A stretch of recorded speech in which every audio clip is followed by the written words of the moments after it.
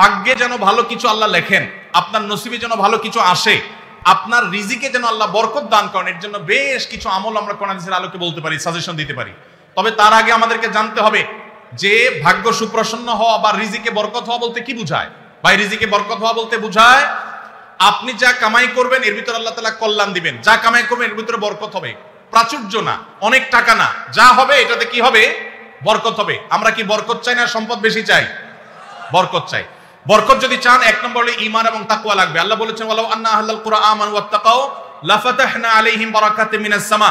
যদি কোনো জনপদের লোকেরা ঈমান আনে, আল্লাহর ভয় অন্তরে লালন করে, আল্লাহ বলেছেন আসমান থেকে বরকতের সব দুয়ার খুলে দেওয়া হবে।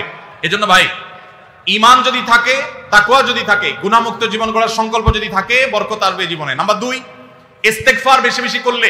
আল্লাহ বলেছেন সূরা নূহের মধ্যে, যদি কেউ ইস্তেগফার করে, নূহ আলাইহিস সালাম তার জাতিকে বলেছেন ফাকুল তুস্তাগফিরু রাব্বাকুম ইন্নাহু কানা গাফফারা ইউরসিলিস সামাআ আলাইকুম মিদরারা ওয়া ইমদিদুকুম বিআমওয়ালিন ওয়া বানিন ওয়া ইয়াজআল লাকুম জান্নাতিন ওয়া ইয়াজআল লাকুম আনহারা। আল্লাহ নবী নূহ আলাইহিস সালাম বলেছেন, আমি আমার জাতিকে বলেছি তোমরা আল্লাহর কাছে ইস্তেগফার করো, ক্ষমা প্রার্থনা করো।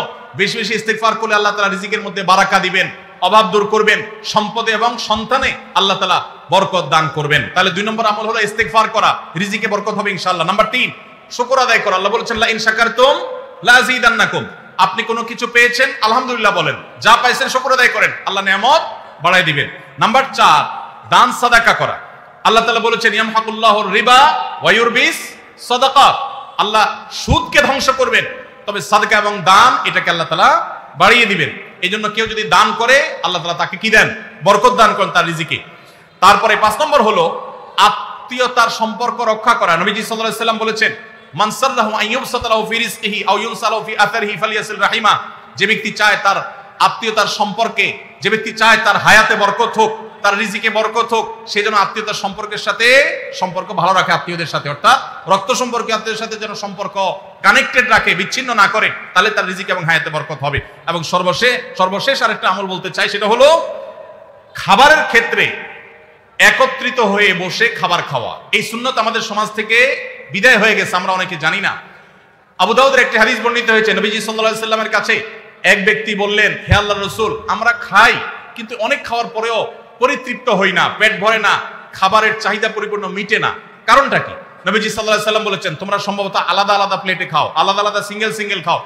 তখন নবীজি সাল্লাল্লাহু আলাইহি সাল্লাম বলেছেন তোমরা সবাই একসাথে খানা খাবে, আল্লাহ তাআলা তোমাদের খাবারে বরকত দান করবেন। একসাথে খানা খাবে এবং বিসমিল্লাহ বলে খাবে, এই দুইটা কাজ করলে আল্লাহ তাআলা তোমাদের খাবারে বরকত দান করবেন। এজন্য ভাইরা, বাসা বাড়িতে এক প্লেটে স্বামী স্ত্রী দুজন আছেন, এক প্লেটে খাবেন। বাচ্চাদেরকে নিয়ে বড় প্লেট নিয়ে খানা খাবেন, এটা সুন্নাত। নবীজি সাল্লাল্লাহু আলাইহি ওয়াসাল্লাম উৎসাহ দিয়েছেন, কিন্তু আমাদের সমাজ থেকে এটা এখন হারিয়ে গেছে, নাই বললে চলে। আমরা সবাই যার যার মতো খানা খাই। এজন্য এই কাজটাও আমাদের আমলে, আমাদের রিজিকে, আমাদের হায়াতে বরকত এনে দিবেন ইনশাআল্লাহ। আকিকা না দিলে কি শিশুর বিপদ কাটে না? আকিকা না দিলে শিশুর বিপদ কাটে না এমন কোনো কথা কোরআন হাদিসে নেই। তবে আকিকা দেওয়া এটা গুরুত্বপূর্ণ একটা আমল। আল্লাহ কাউকে পুত্র সন্তান দান করলে 2টি ছাগল, আর কন্যা সন্তান দান করলে 1টি ছাগল জবে করা, এটা নবীজি সাল্লাল্লাহু আলাইহি সাল্লামের সুন্নাহ। এটা জন্মের 7ম দিনে, না হলে 14তম দিনে, না হলে 21তম দিনে করবেন। সেটাও যদি কোনো কারণে না হয়, পরে যে কোনো সময় করলেও আদায় হয়ে যাবে। এমনকি কারো শিশু কারো যদি আকিকা দেওয়া না হয়, বড় হওয়ার পরে তার আকিকা দিলেও আদায় হয়ে যাবে। এই আকিকা এটা না দিলে যে বিপদ কাটে না এরকম কোনো কথা নাই। তবে হ্যাঁ, বিভিন্ন হাদিসে নবী সাল্লাল্লাহু আলাইহি সাল্লাম বলেছেন কুল্লু গুলামিন মুরতাহানুন বিআকিকাতিহি। বাচ্চা এটা আকিকার উপরে সে অনেকটা ডিপেন্ডেন্ট থাকে। এই হাদিসের ব্যাখ্যা অনেক মুহাদ্দিসরা বলেছেন আকিকা না দিলে, আকিকা দেওয়ার ফলে সে বিভিন্ন ক্ষয়ক্ষতি থেকে বেঁচে থাকতো। অনেকে বলেছেন শয়তানের কুমন্ত্রণা থেকে বেঁচে থাকে আকিকার মাধ্যমে, এটা থেকে সে আর বাঁচতে পারে না, ওই ক্ষতি তাকে স্পর্শ করার সম্ভাবনা থাকে। তবে কেউ আকিকা দিতে পারলো না, অন্য কোনো আমল করলো তার সন্তানের জন্য, আল্লাহ তাআলা তাকে সেভ করতে পারেন। এমন কোনো কথা নাই যে আকিকা না দিলেই তার সন্তানের বিপদ কাটবে না। তবে আকিকা দেওয়া উচিত, এর মাধ্যমে সন্তান নানাভাবে উপকৃত হয়, নানাভাবে সেভ থাকে, নিরাপদে থাকে। আল্লাহ আমাদের যাদের সামর্থ্য দিচ্ছে তাদেরকে আমল করার তৌফিক দান করুন। আমি একজন প্রাইমারি স্কুলের শিক্ষক। সকাল 9টা থেকে 4টা পর্যন্ত আমার কর্মঘণ্টা, 4টা 15 পর্যন্ত আমার কর্মঘণ্টা। 5 বছর বয়সী বাচ্চা থেকে শুরু করে 12 বছরের শিক্ষার্থী পড়ে। প্রতিটা ক্লাসের সময়কাল 40 মিনিট। সকালে 3-4টা ক্লাস নিলে শরীর আর চলে না। পরবর্তী ক্লাসগুলো শুরুর ক্লাসের মতো মনোযোগ দিতে পারি না। তাতে কি আমার বেতনের টাকার কোনো প্রবলেম হবে? শত শত কোমলমতি শিক্ষার্থী সামলানো অনেক কষ্টকর হয়। ভাইরা আমার, আল্লাহ কোরআনে বলেছেন লা ইউকাল্লিফুল্লাহু নাফসান ইল্লা উসআহা। সাধ্যের বাইরে কোনো কিছু করতে আল্লাহ আমাদেরকে বাধ্য করেন নাই। এজন্য আমাদের উচিত হবে যে আমরা যারা চাকরি করব যতক্ষণ সাধ্য থাকে ততক্ষণ আমরা মনোযোগ দিয়ে কাজ করব। আমার এনার্জি আর কুলাচ্ছে না। আগে প্রথম আইসা যেরকম করতে পারছি সকালের দিকে, দুপুরের পরে শরীরে এনার্জি একটু কমে যাবে, এটা স্বাভাবিক। এর কারণে ইনশাল্লাহ আপনি আল্লাহর কাছে পাকড়াও শিকার হবেন না। যদি আপনি ইচ্ছাকৃত গাফিলতি করেন, মোবাইল টেপাটিপি করে সময় নষ্ট করেন, বাচ্চাদের ক্লাসে দেরিতে যান, তাহলে সেজন্য আল্লাহর কাছে জব দিয়ে করা লাগবে। কিন্তু আপনার এনার্জি কমে গেছে, প্রথম ক্লাসের মতো মনোযোগ আর ধরে রাখতে পারছেন না, এর কারণে আপনি গুনাহগার হবেন না। আলহামদুলিল্লাহ, এরকম শুদ্ধ সুস্থ চিন্তা করার মানুষ যে আছে, বান্দার হক সম্পর্কে এতটা সচেতন মানুষ আছে, এটাই তো একটা সমাজের জন্য আনন্দের বিষয়। আলহামদুলিল্লাহ, সন্দেহাতীত ভাবে এটা একটা সুখের সংবাদ যে একজন ভাই চাকরি করে, স্কুলে চাকরি করে তার ঠিকঠাক মতো বেতনটা হালাল হচ্ছে কিনা, তার মনোযোগ কমে যাচ্ছে, সেজন্য আল্লাহর কাছে দায়ী থাকবেন কিনা, এই যে চিন্তা মনে আসছে, এটাকেই বলে ঈমানী চেতনা। এই ঈমানী চেতনাই তো আমাদেরকে ভালো মানুষের দিকে নিয়ে যায়। আল্লাহ আমাদের ভাইকে আরো বেশি ঈমান আমল বানানোর তৌফিক দান করুন। আইডি কার্ড ও পাসপোর্ট বানানোর কাজ করা হালাল নাকি হারাম?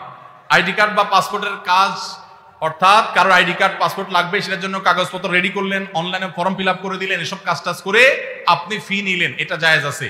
কিন্তু আপনি আইডি কার্ড এবং পাসপোর্ট অবৈধ উপায়ে, যেটা পাওয়ার কথা না সেটা পাওয়াই দিবেন, যেটা 10 দিনে পাওয়ার কথা সেটা 5 দিনে পাওয়াই দিবেন, এই রকম করে যদি আপনি অফিসারদের সাথে তলে তলে লিঙ্ক করে, ঘুষের লাইন করে আর ক্লায়েন্টের কাছ থেকে টাকা নেন, তাহলে সেই উপার্জন আপনার হারাম। কথা কি বুঝাতে পারছি?